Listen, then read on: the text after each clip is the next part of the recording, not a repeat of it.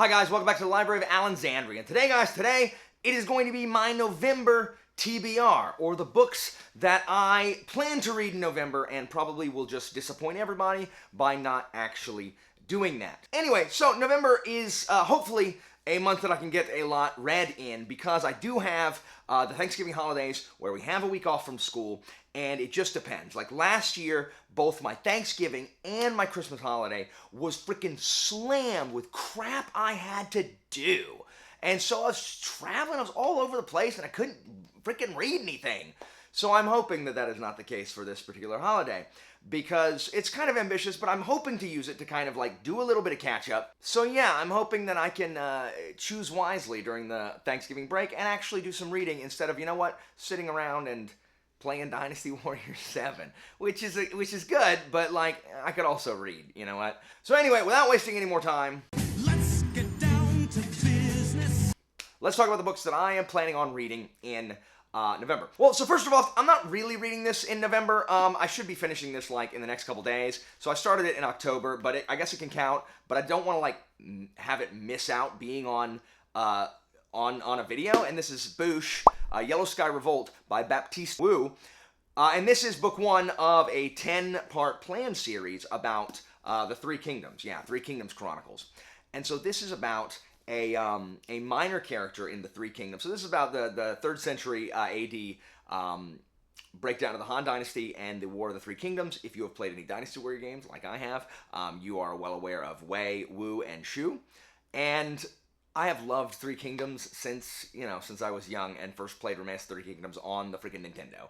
And then I played Dynasty Warriors on the PS2, and I have loved Dynasty Warriors since then. I have Three Kingdoms down there, like the actual novelization of it, and it's really long and there's so many names. And so I've read the first book, or say read, I made it through the first book or whatever. But this is about a minor character who originally is with the Yellow Turbans, named Liao Hua, who eventually, he's present at most of the major battles in the actual historical stuff. So anyway, I was able to get this. I did not even know about this book until Tori had Wu on her channel talking about it. I was like, what? Freaking Three Kingdoms, like, fiction? I'm on a historical fiction kick just as it is, so I should be finishing this. More to come with this one. You can pick it up now. Like, it just came out like last week. You should go pick this up. Well, the 18th, and it took like 2 weeks, a week and a half to get here. Next, and this is probably the one I'm most excited about, it is Boosh, Augustus by John Williams.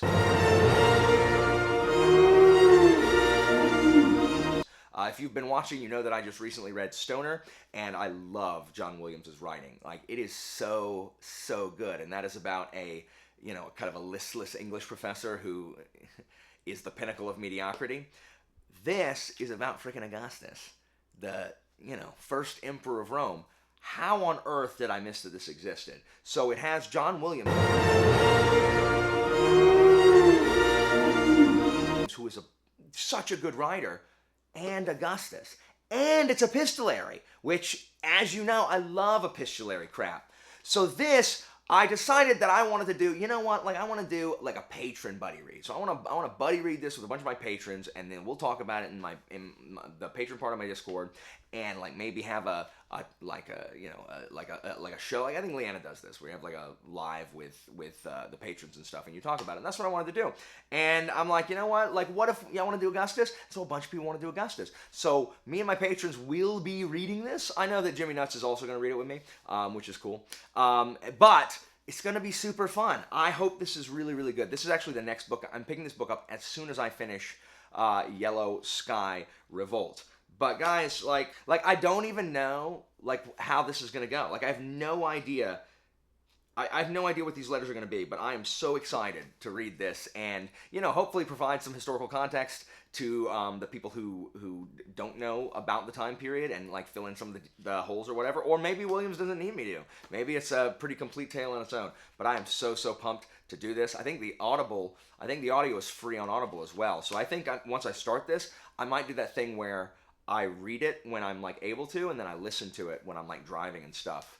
Just to kind of like immerse myself. And then I can check. There's a lot of names, so I want to be able to see, if they're, so I can look at the names or whatever.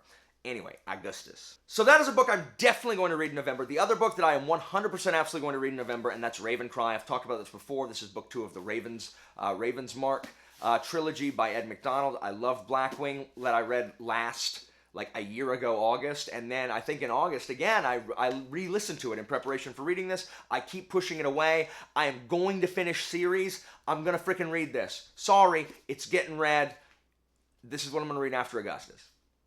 So next is a book that I forgot about literally till I was filming this, and I have to because I stupidly got another arc. Like, I've got to stop. Like, I'm usually pretty good about it, and then every now and then I'll just be like surfing the net, and I'll be like, you know what? That looks cool.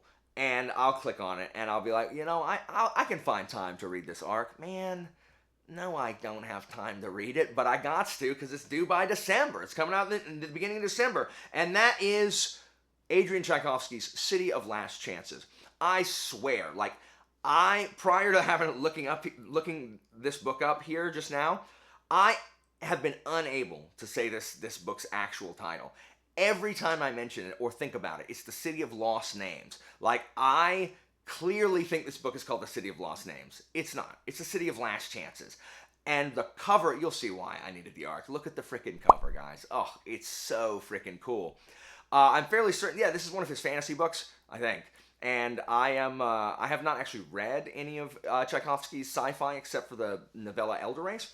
So it looked really cool. So I'm going to read this.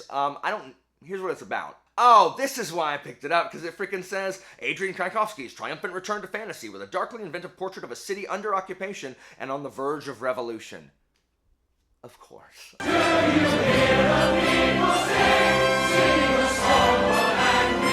There has always been a darkness to Ilmar, but never more so than now. The city chafes under the heavy hand of the Palasine occupation, the chokehold of its criminal underworld, the boot of its factory owners, the weight of its wretched poor, and the burden of its ancient curse. What will be the spark that lights the conflagrations? Despite the city's refugees, wanderers, murderers, madmen, fanatics, and thieves, the catalyst, as always, will be the anchorwood, that dark grove of trees, that primeval remnant, that portal when the moon is full to strange and distant shores.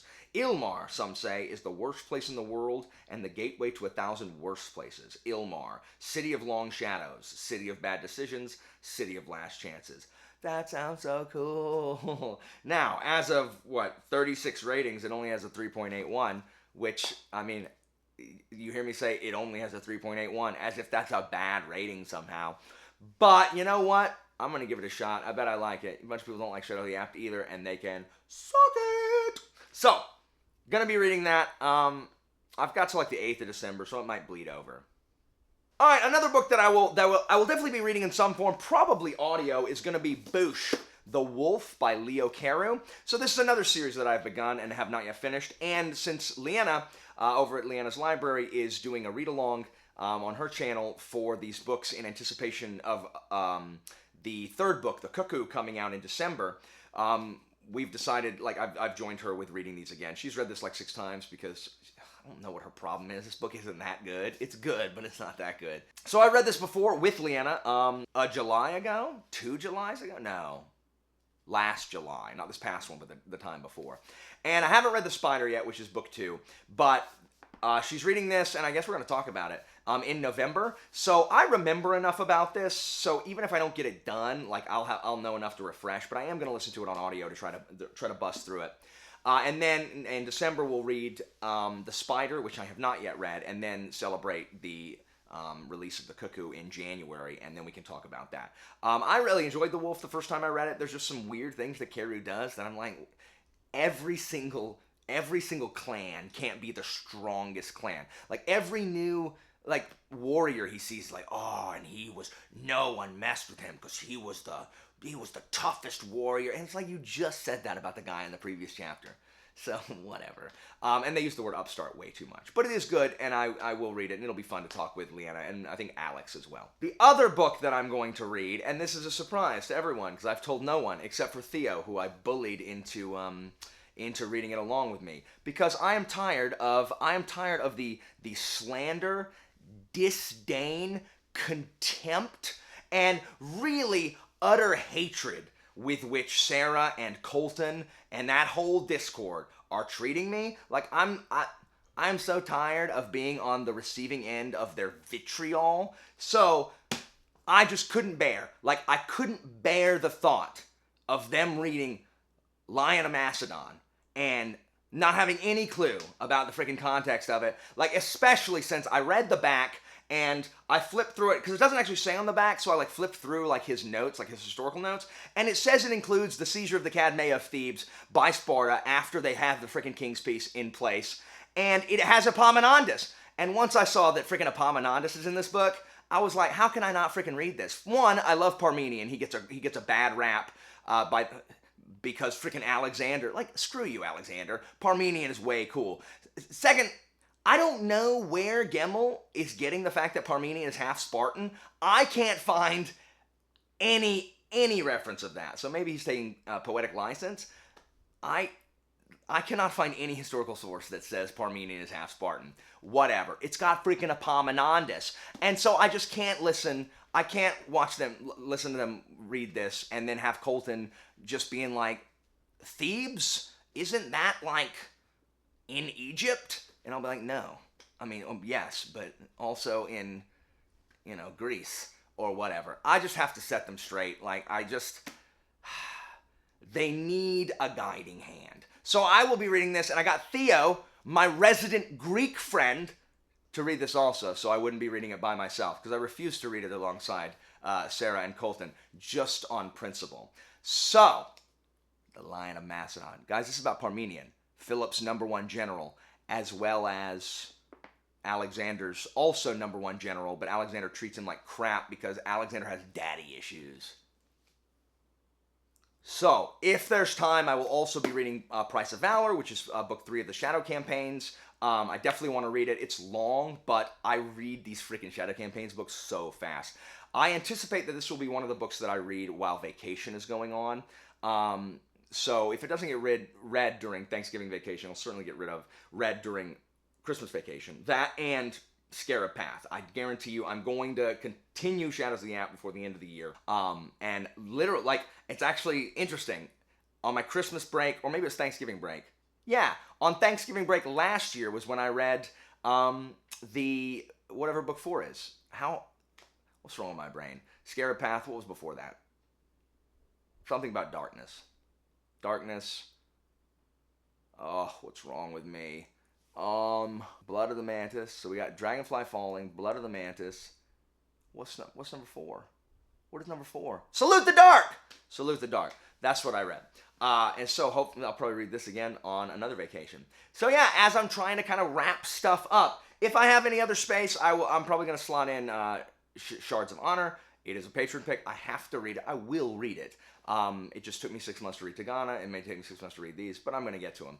And, December will be, I'm hoping to, like, really push the books in December, because I've got, like, a couple weeks off for Christmas, so we'll see. So, guys, that is what I will be reading in the month of November. What are you guys planning on reading in November? What are you most excited to read? That's all for me for today, guys. Thank you so much for watching, and as always, information about my Patreon and Discord is down in the description, and I'll see you next time, guys.